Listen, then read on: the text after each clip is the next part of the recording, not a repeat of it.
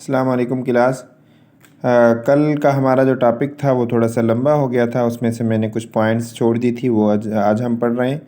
قرآن مجید کی جو صورتیں ہوتی ہیں اس کی کچھ تقسیم ہوتی ہے، مطلب کچھ صورتیں ہوتی ہیں ان کی آیات 100 ہوتی ہیں، کچھ ہوتی ہیں وہ 200 ہیں، تو اسی طرح جو اس کی تقسیم جو ہے وہ عموماً اس طرح سے کے سوالات آتے رہتے ہیں۔ تو قرآن مجید کی وہ صورتیں جن کی 100 آیات ہوں تو ان کو مئین کہا جاتا ہے۔ میاں ایک قرآن مجید میں جو لفظ استعمال ہوتا ہے عربی لغت میں، تو میاں کا مطلب ہوتا ہے 100، جیسے ہم اس طرح لکھتے ہیں نا، میاں،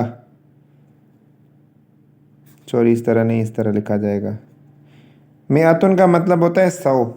100 کیسے ہوتا ہے؟ جیسے ہم وہ جو ہم گنتی گنتے ہیں نا، تو عربی میں جو ہے وہ 100 کے لیے میاں استعمال ہوتا ہے۔ مئین کا مطلب ہوتا ہے 100 آیات والی صورتیں، وہ صورتیں جن میں 100 آیات ہوتی ہیں۔ اس کے بعد ایک اور اصطلاح استعمال ہوتی ہے طوال مفصل۔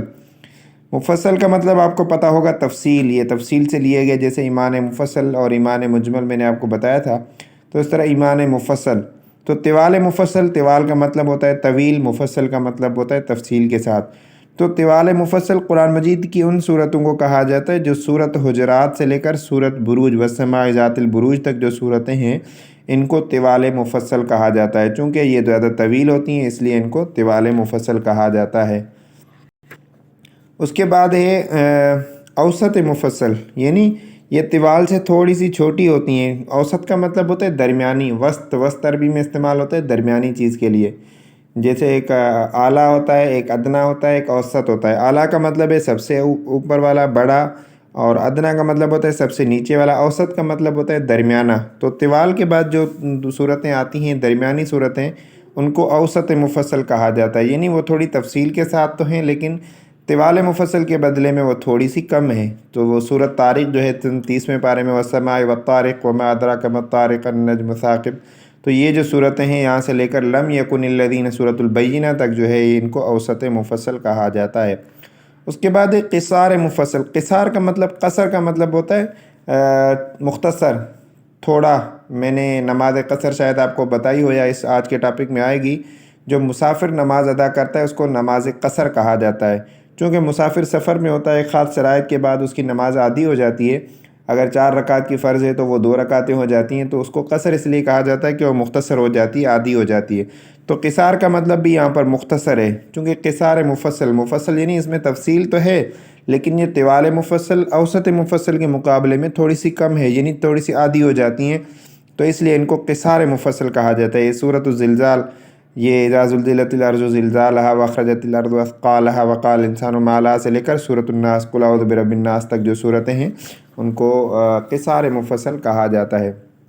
اس کے بعد نماز تراویح جو ہم پڑھتے ہیں وہ سنت موقدہ ہے۔ تراویح کا مطلب میں نے آپ کو پہلے بھی شاید بتایا ہو، یعنی سکون اور اطمینان کے ہیں۔ ادا اور قضا، جو نماز ہم وقت پر ادا کرتے ہیں اس کو ادا کہا جاتا ہے، اگر وقت کے بعد ہم اس کو بعد میں ادا کریں تو وہ قضا ہوتی ہے۔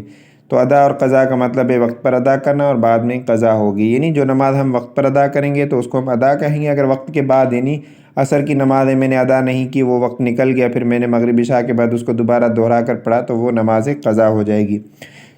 کچھ اصطلاحات نماز کے لیے۔ مدرک وہ شخص ہوتا ہے جو امام کے ساتھ پہلی رکعت سے لے کر آخری رکعت تک ساتھ ہو، اس کو مدرک کہا جاتا ہے۔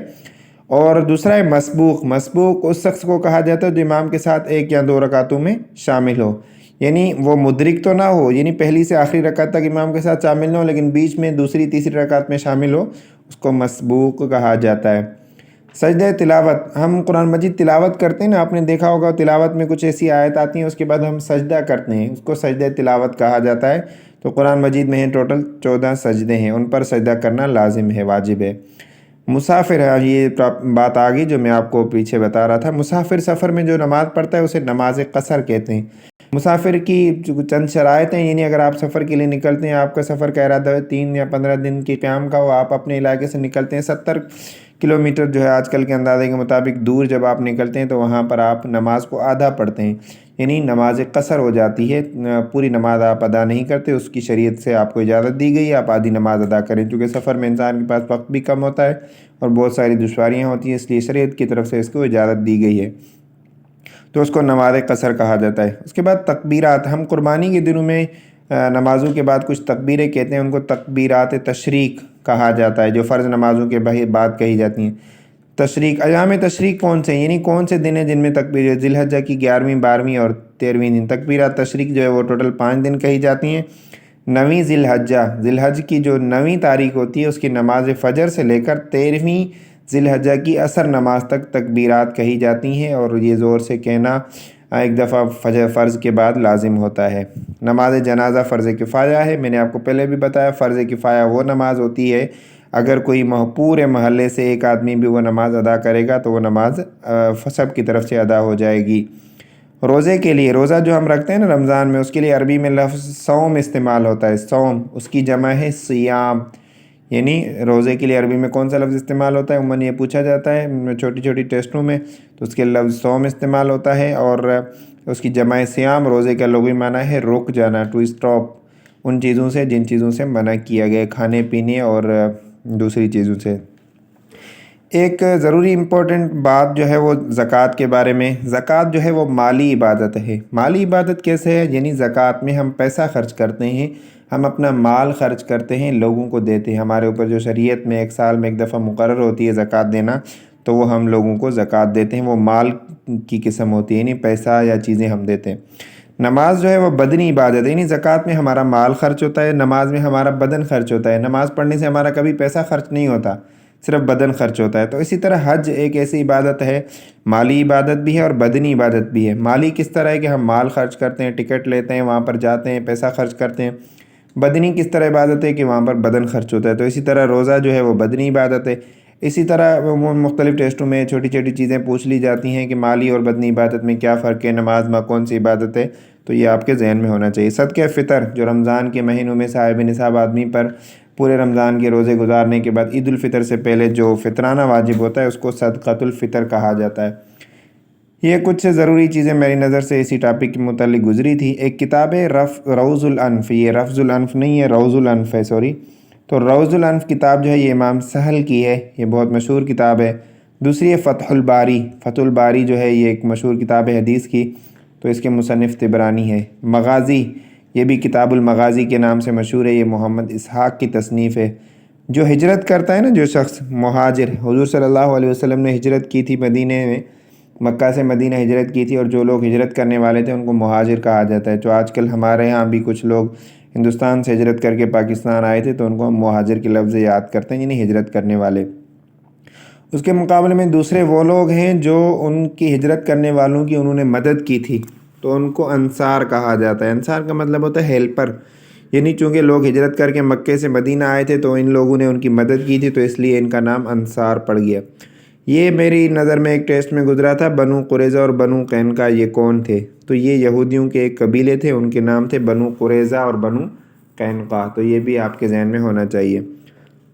اس کے بعد حضور صلی اللہ علیہ وسلم نے جب ہجرت کی تھی مکے سے مدینہ آپ روانہ ہوئے تھے، تو وہاں پر آپ ابو ایوب انصاری رضی اللہ تعالیٰ عنہ کے گھر ٹھہرے تھے۔ تو ابو ایوب انصاری کا قبیلہ کبھی کبھی پوچھا جاتا ہے، جس طرح خالد بن ولید کا قبیلہ پوچھا جاتا ہے، وہ آئے گا تو میں آپ کو غزوات میں بتاؤں گا۔ تو حضرت ابو ایوب انصاری کا اصل نام خالد بن زید تھا، آپ کا تعلق قبیلہ بنو نجار سے تھا۔ مسجد نبوی کی زمین جو ہے وہ 2 لڑکوں سہل اور سہیل کی تھی، جو حضور صلی اللہ علیہ وسلم نے خرید کر وہاں پر مسجد نبوی بنائی تھی۔ اس کے متعلق عموماً سوال آتا ہے کہ اسلام کی پہلی مسجد کون سی ہے؟ اسلام کی پہلی مسجد جو ہے وہ مسجد قباء ہے۔ اگر پوچھا جائے زمین پر پہلی مسجد کون سی تھی، وہ مسجد بیت المقدس، جو بیت المقدس ہے وہ تھا۔ اور اگر اسلام کی پہلی مسجد پوچھا جائے تو وہ مسجد نبوی تھی، چونکہ ہجرت کے بعد وہ مسجد قباء تھی، جو اسلام ہجرت کے بعد حضور صلی اللہ علیہ وسلم نے بنائی تھی۔ اگر زمین پر پوچھا جائے کہ کون سی مسجد جو زمین پر سب سے پہلے بنائی گئی تھی، تو وہ بیت المقدس جو فلسطین میں ہے وہ بنائی گئی تھی۔